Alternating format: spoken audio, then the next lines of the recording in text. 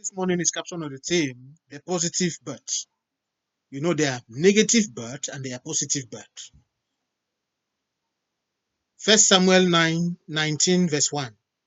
Saul told his son Jonathan and all the attendants to kill David, but Jonathan had taken a great liking to David. Hallelujah. Dear friends, I greet you in Jesus' mighty name. We have surely heard of so many negative births. Today, it is the time for us to hear a positive one. We all know the story of David and King Saul. David had 1,000 and David had 10,000 and King Saul 100. End of quote. Goliath represented 1,000. Even though alone, King Saul planned his premature death, but Jonathan had taken a great liking to David. In simple English, Jonathan and David became finger and nail, covenant friends by divine grace.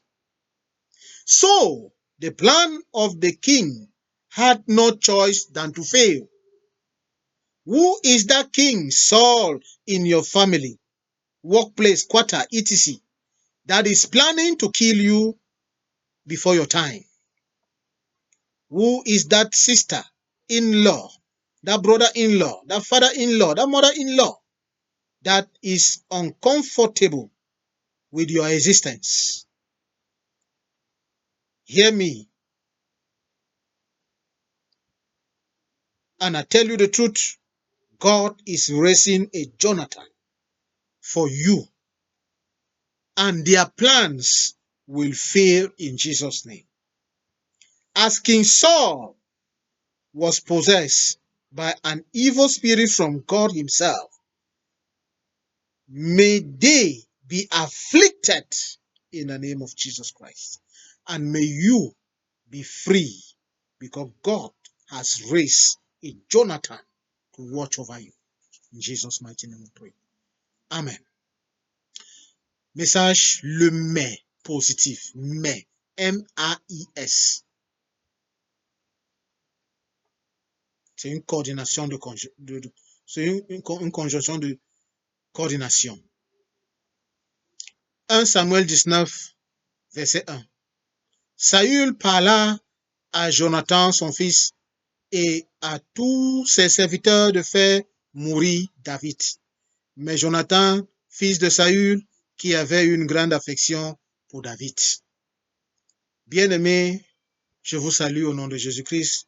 Nous avons sûrement entendu beaucoup de mais qui sont de façon négative, dans le contexte négatif. Mais cette fois, nous avons le privilège de voir un mais qui a un contexte positif. Nous avons tous la connaissance de l'histoire entre Saül, le roi Saül et David. David a tué à son compte 10 000, Saül en a 100. Fin de citation. Goliath à lui seul représentait les 10 000, les 1000. Pourtant, Saül n'a pas pu les tuer. Le roi Saül a planifié la mort prématurée de David. Mais Jonathan, qui avait